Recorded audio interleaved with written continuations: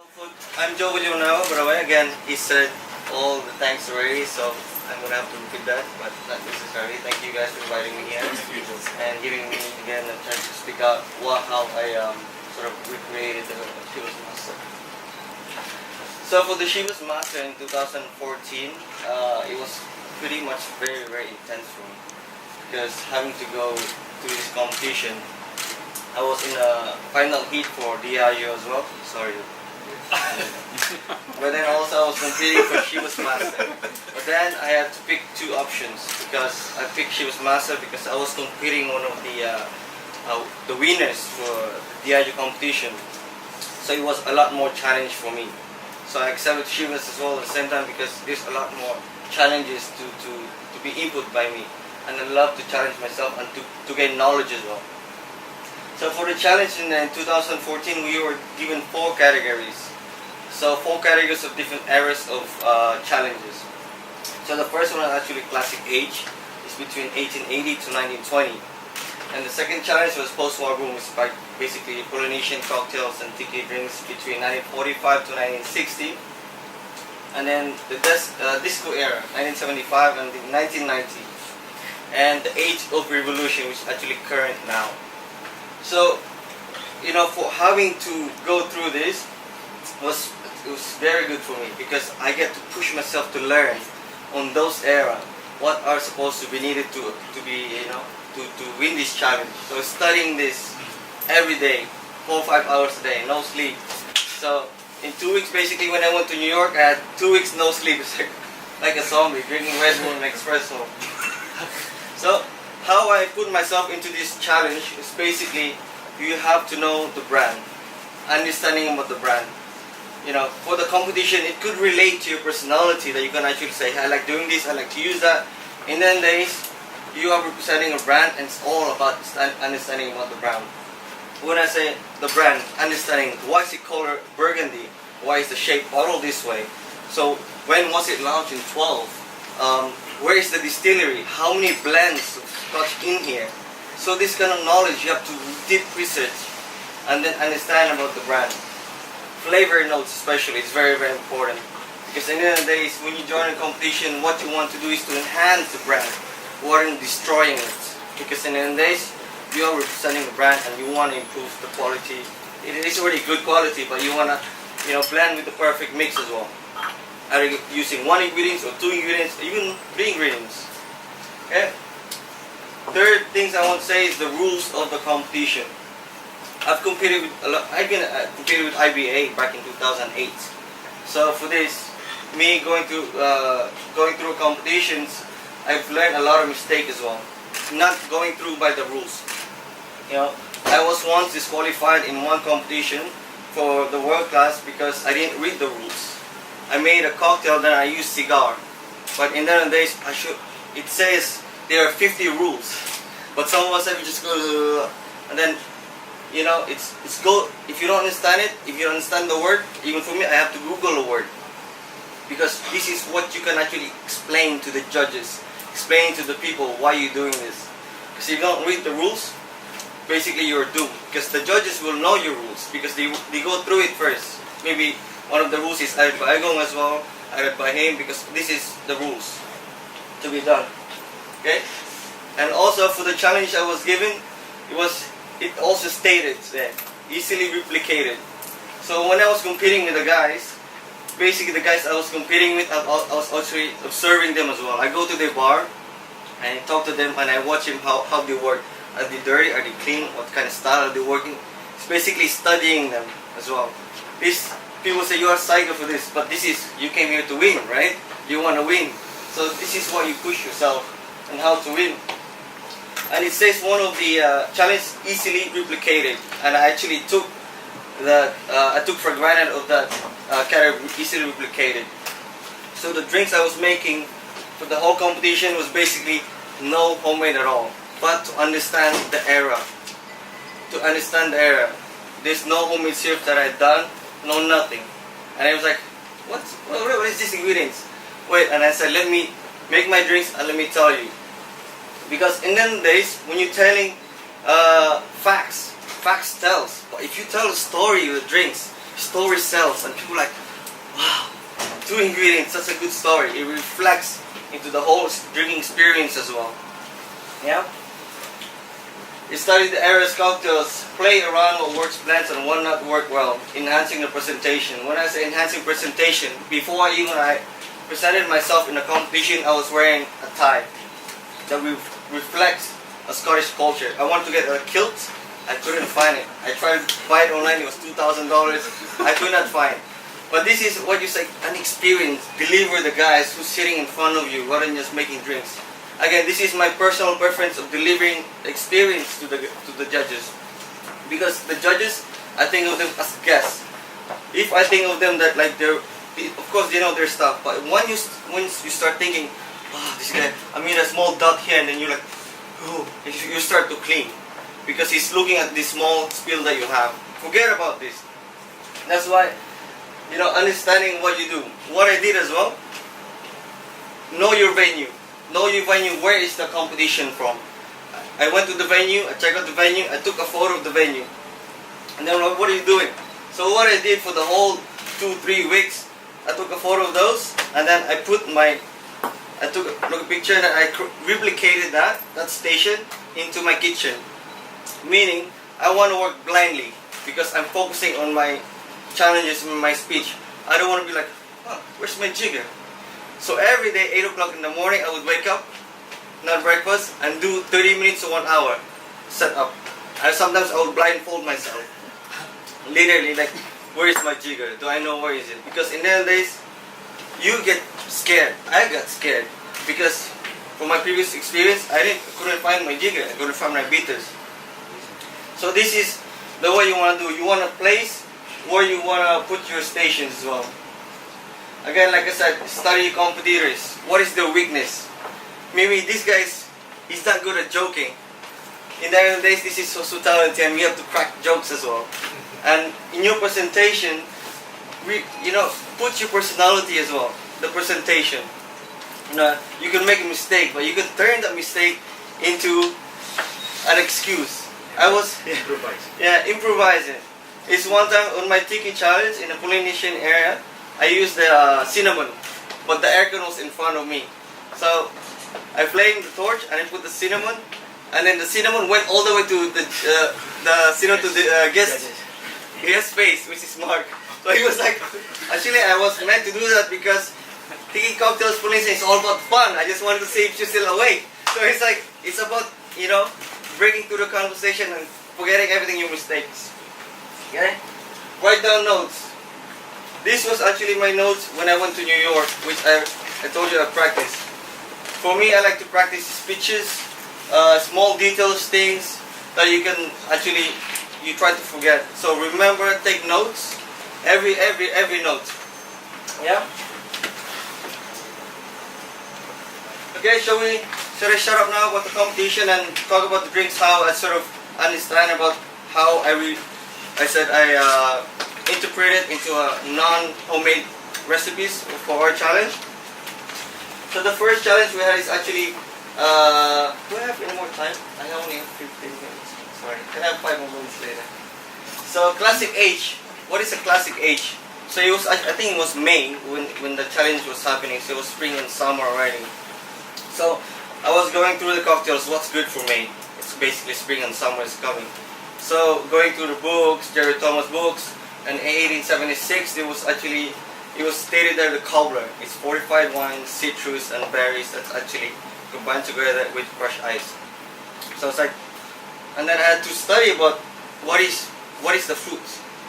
So basically, understanding in Scotland, strawberry and raspberry, they are actually the national main producers for raspberry and strawberries. And in Scotland, if you go to Scotland, if you Google it, you have a signature dessert for raspberry and strawberries. So again, your story sells already. You relate about the brand because you're making cocktails out of the brand. So I use those 2 ingredients and to talk about the brand because raspberry and strawberries, because of their, that's where it's mainly produced worldwide. And I used the category of cobbler. It took me at least 1 week to search what is a cobbler shaker, who invented all this stuff. So having a cobbler, having said, you can't even Google it.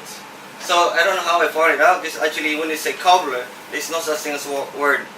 It's already dessert, shaped of a shoe. So, and then I asked myself, why is this cobbler shaped this way? So it was actually a shape of a cobbler of ice. When they break it, it will shape like that. So that's what they use, a cobbler. So why not serve your cocktail in a cobbler drink, in a cocktail shaker? So I broke the top and made it into a drinking vessel. And then another talking point is I talk about the history of classic age, the metal straws. And you talk about the straws, well, you study about the straw. And then why is the straw invented? Because of the poor teeth in 1800, the ice was going more popular and it actually, hurts the teeth. So this is to prevent from hurting the teeth. And then if you tell us, you're just like, oh, you did his job, well done, man. So you talk about straws, you talk about everything. And then this is an extra points. This is knowledge of points. You will get a lot of points for this. Yeah? So this was my classic age. The second one is post-war boom. It's actually Polynesian.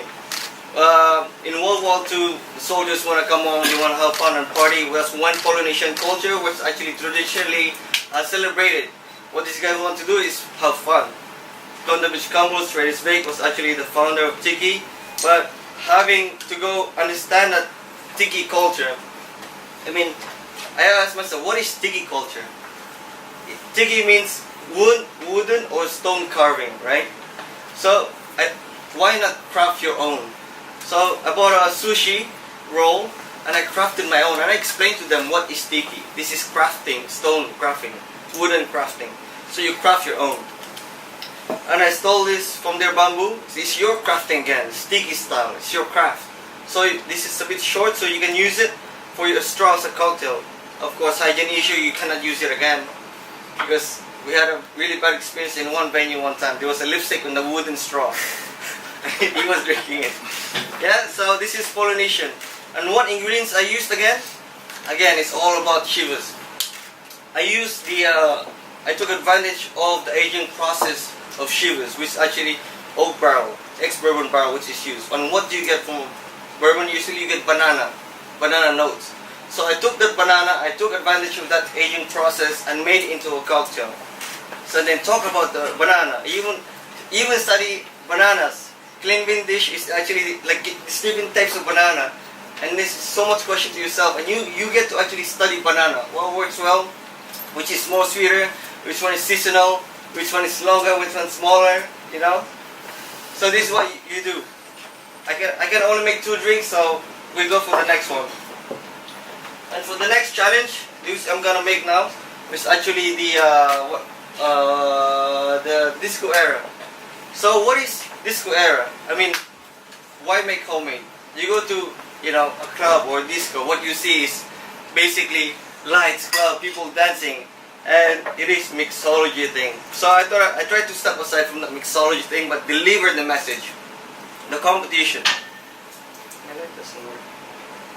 So what I actually tried to study is like who will order Chivas in a club? Oh, who? What, an old fashioned or some Chivas old fashioned? What do you think? Who would order Chivas with something in a club? For your preference? Anyone?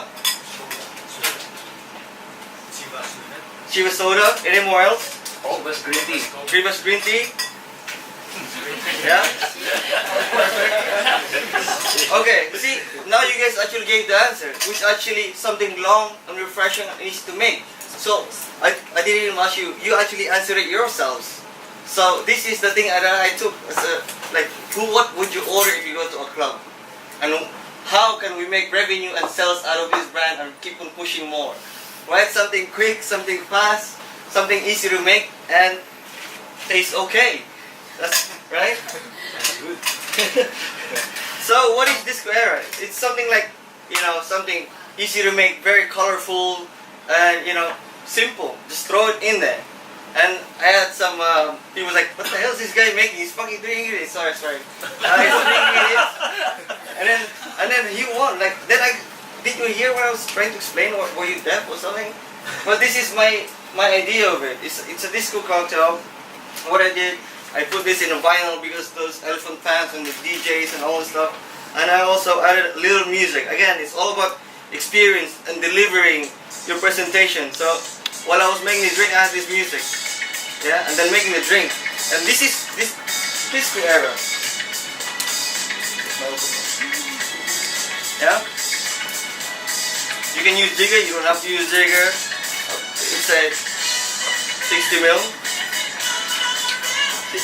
Now at least the guests are being entertained while you're presenting your drink. And you're explaining to them. And when you're talking, the lights and everything. Equal parts, yeah? So, I took this drink advantage of having a whiskey dry, which is actually ginger ale. But I used cloudy apple, to enhance more of the brand because it has honey apple notes. And I use cloudy apple. Why not clarified apple? This is again another question.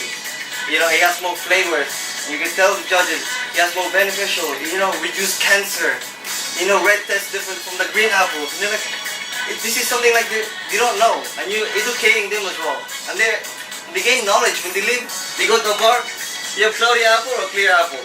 And then they already know. And then the judge is like, you know why? Right? You actually educate the guy right that he doesn't know. To balance sweetness, squeeze of lime. I used to have like red, blue, green, and yellow, but it was all didn't work anymore.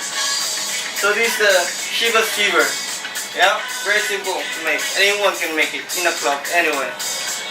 The next one we'll be making the Age of Revolution. Okay, no more videos. The Age of Revolution. Again, I have to study how Chivas started. Who are the Chivas? Who are these guys? And how did they create this blend? Again, you have to study about the brand. Me, it was so stressful because I had no one to ask. All I have is Google, YouTube, and that's it. You don't get some details from the brands because we're not allowed to ask for some reason because it's a competition. So I took I studied again the bottle. How did it start? The revolution. So it's like to go back, but to create something that relates again with the brand. You guys can try this. It's clean. Yeah, I can make another one later. So what relates to now and to the brand? So I started the Chivas John and what's his name? Sorry guys. Their names is John and Jameson. I'm thinking about Irish whiskey now. John and Jameson. JJ. Yeah. So these two brothers owns a store actually in a shop. They sold like spices, coffees, something very luxury. So then you study what is luxury. Even study why is there a Regal there? We're not royal. So this is a question that you can tell to the judges why. And if you study about this brand, there's a lot of implementation. So I took the history in 1801 when they had their shop. Something luxury, something spices, something coffee. And I used 3 ingredients for this, which is very, very simple. Yeah? So I'm gonna make... I don't need to put water. Okay. It's up to you. You should put the sifat for sure. To be honest, I forgot twice to put my whiskey in a competition. Do you remember? And then I was watching them, they were like whispering. And I said, what are you whispering? And then they look at the bottle. Oh, thanks, you reminded me. I forgot the whiskey. And they're like, so it's something like you have to try to observe. So I forgot actually my whiskey that time. But then, again, you can correct your mistake if you focus into it. Where's the photo? What do you need? Huh? Gold luxury. Sorry, I have not the luxury one. I want to use the luxury one. Okay? So again, to understand coffee, this old coffee, why not use a coffee liqueur? But then again, you don't want to overpower. I won't show the label. You don't want to overpower the brand, so you just want a hint of coffee, and then you tell the judges why you're putting coffee because the history of it. 5 ml. Yeah, just a hint.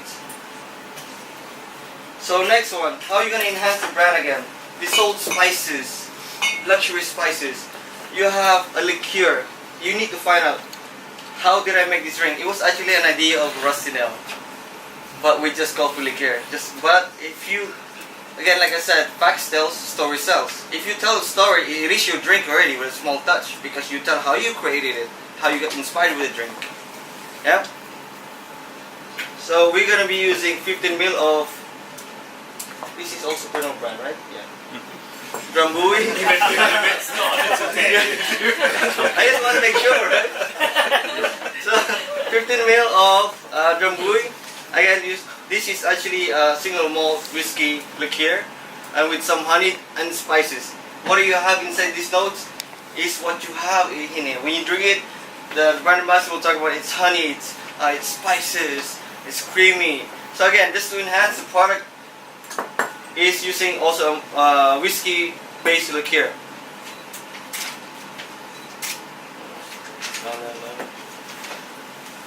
Last but not the least, my favorite whiskey of all time. Really, I think 45 ml.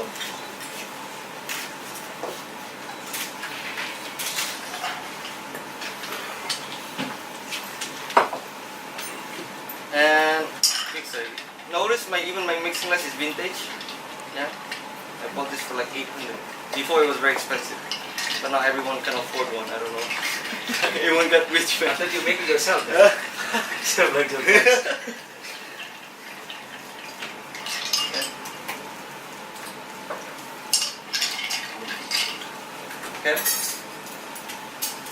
Okay. Again, just to rate what is presence, but I talk about history. This is an antique glass. I made it myself. A drinking vessel.